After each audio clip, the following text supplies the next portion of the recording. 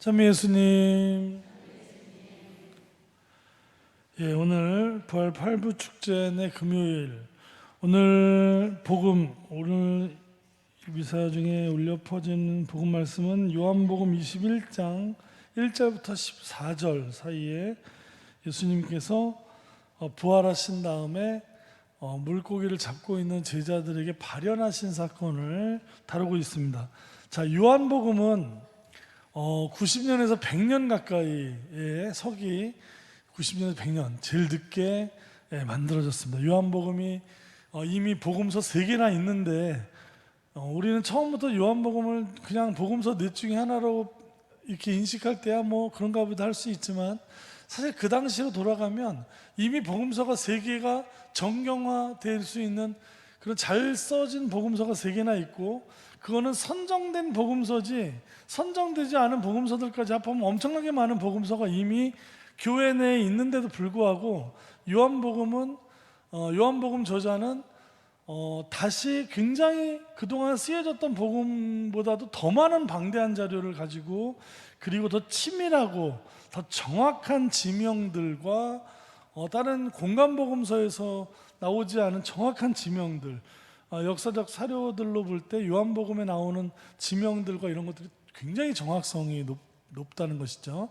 그런 방대한 자료를 가지고 그 많은 세월이 지난 다음에 왜 다시 복음서를 썼냐, 이 성찬이나 여러 가지 교회에 많은 박해들이 있는 가운데서도 교회는 나날이 성장해 갔고, 굉장히 많은 이교도들이 신자가 되는 와중에 교회는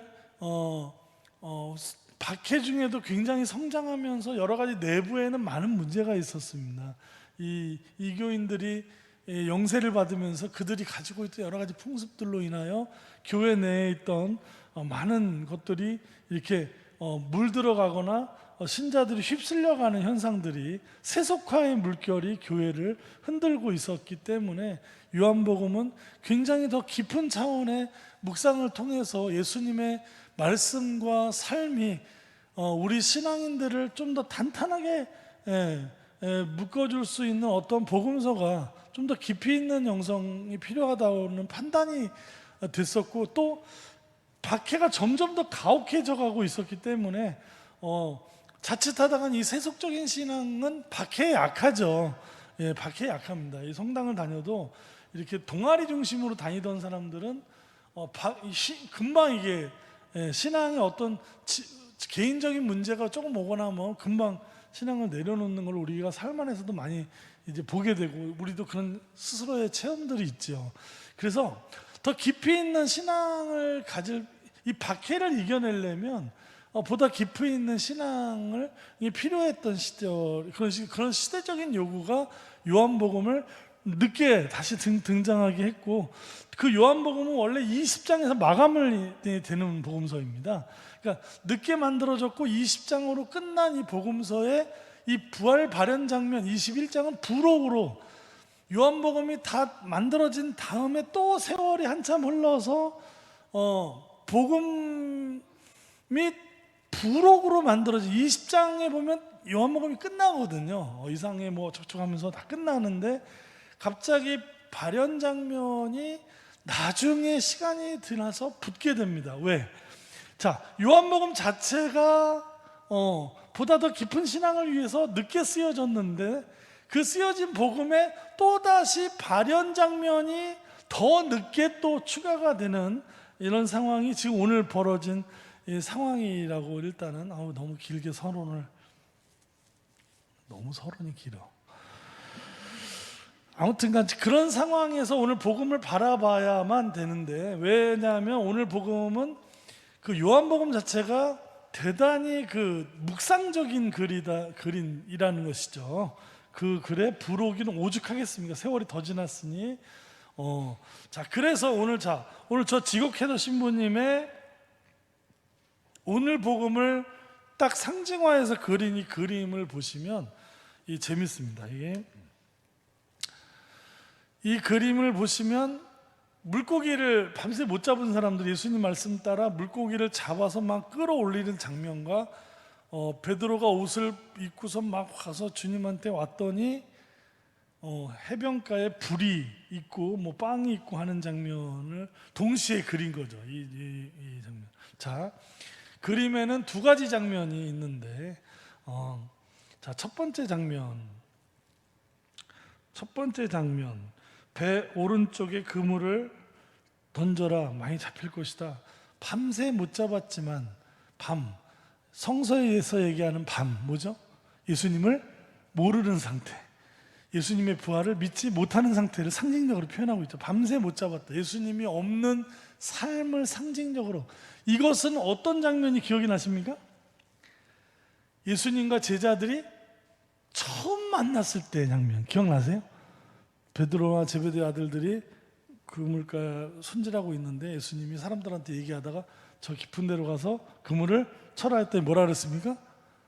선생님, 밤새 애썼는데 한 마리도 못 잡았지만 선생님이 그물을 던지라고 하겠으니 던지겠습니다 해서 막 가라앉을 정도의 그 첫 번째 부르심을 받던 장면의 재현인 겁니다. 지금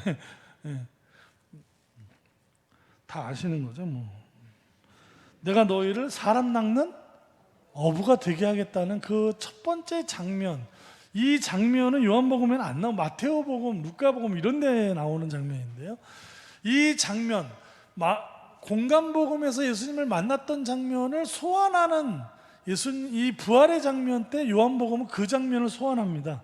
그 장면이 다시 연출이 되면서 예수님과의 처음 만남을 상기시키는 부활의 장면을 지금 연출하고 있습니다. 그뿐만이 아닙니다. 자, 물고기가 있고 잡은 거 가져와라, 빵이 있고 그걸 구워서 다들 예수님인 줄도 알게 되니까 너무 당혹스러워갖고 말도 못 붙이고 있을 때 예수님이 그걸 잘라서 그들에게 이걸 먹으라고 하시는 장면은 무슨 장면이 겹쳐지죠? 예?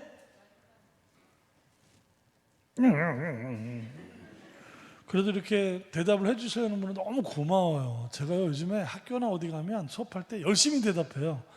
하도 이 앞에서 답답함을 많이 경험하니까 그 교수님들이 얼마나 힘들까. 그래서 저는 그냥 그 반에서 나이 제일 많아요. 제가 그 나머지 학생들은 얼마나 예쁘고 그냥 젊고 막 20대니까 그 사람들 나이 곱빼기가 제 나이 되니까 그 예쁘고 머리도 똑똑해요. 대학원이요 연고대 애들 정도 수준이 돼야 입학이 가능할 정도로 시험도 까다롭구만.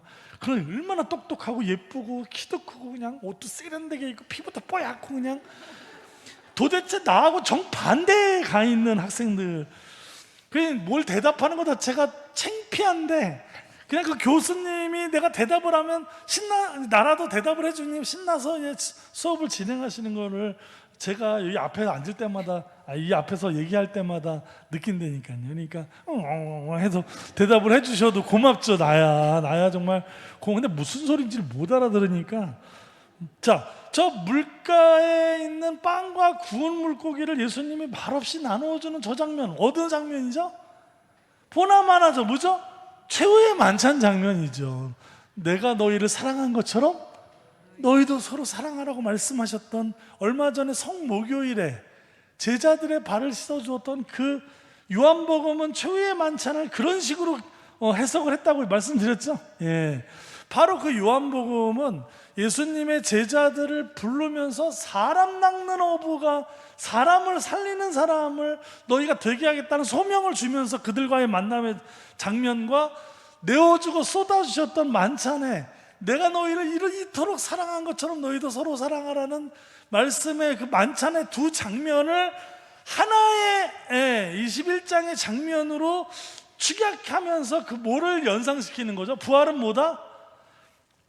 부활은 예수님의 삶을 기억하는 거라고. 왜 지금 부활 장면에서 말씀을 드렸는데, 이 부르심과 성찬이 결국 이 부활이라는 것은 예수님의 삶을, 그분 갈릴레아에서 그분과 만나게 될 것이다, 그분이 살았던 것을 기억해라, 그분이 살아생전에 했던 말씀을 기억해라, 이 천사들이 나타나서 했던 말씀이죠. 자, 부활은 예수님의 살아생전의 삶을 회상으로 가져갔을 때 우리에게 부활이 굉장히 다가올 수 있는데, 오늘 복음은 그 예수님의 살아생전의 우리들과의 만남 중에 특별히 부르심, 처음에 제자들과의 뜨거운 만남이었던 부르심, 사람을 살리는 사람 되게 하겠다는 그 부르심과 성찬, 내가 너희를 이토록 사랑했으니 너희도 서로 이렇게 사랑하라는 이 성찬과 부르심의 이 장면들이 예수님의 수많은 장면들을 요약하고 있다고 보는 거죠. 이것을 하나의 부활 사건으로 지금 보고 있는 겁니다. 요한복음은 이런 두 가지 사건. 자, 이 성찬은 뭐죠? 성찬은 요한복음에서 왜 그 성전 정화에서도 드러나죠. 시작부터 나오죠. 2장에 나옵니다.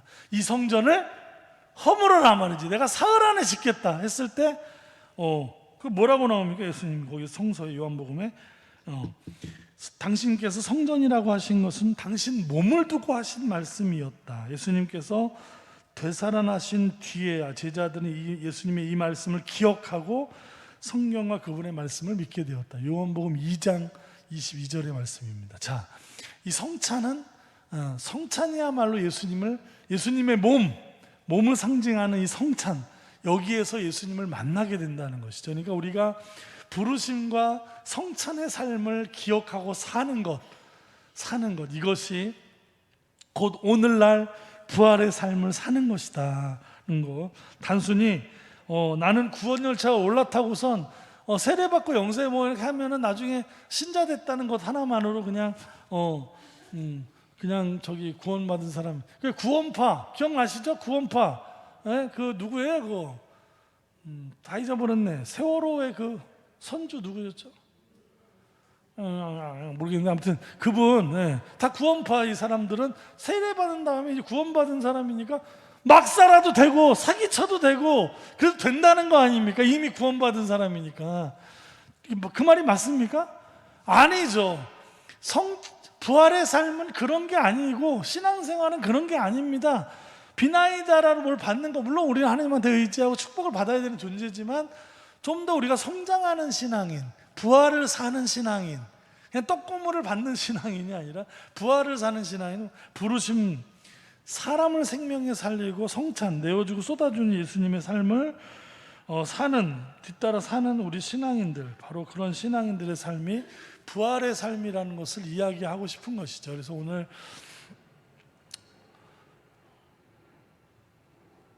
복음, 내 마음을 다하고 목숨을 다하여 주님이신 하느님을 사랑하여라. 또한 내가 너희를 사랑한 것처럼 너희도 사랑하여라. 오늘 얘기는 이 가사 말씀입니다. 세상을 아름답게 해주는 단 한마디, 주님께서 우리에게 가르쳐주신 아름다운 사랑, 이 한마디만을 온 삶을 통하여 말씀하신 나의 주님, 사랑하라. 내가 너희와 함께 있겠다. 걱정하지 말고 세상 끝까지 가서 복음을 전하라는 이 부활의 메시지는 죽는 날까지 어떻게 해라? 사랑하라. 내가 너희를 사랑한 것처럼 사랑하라. 내가 그 사랑을 할 때 내 바로 옆에 있겠다. 세상 끝날까지. 오늘 그 믿음을 갖고 우리가 부활을 증거하는 삶을 사는 하루가 되셨으면 좋겠습니다.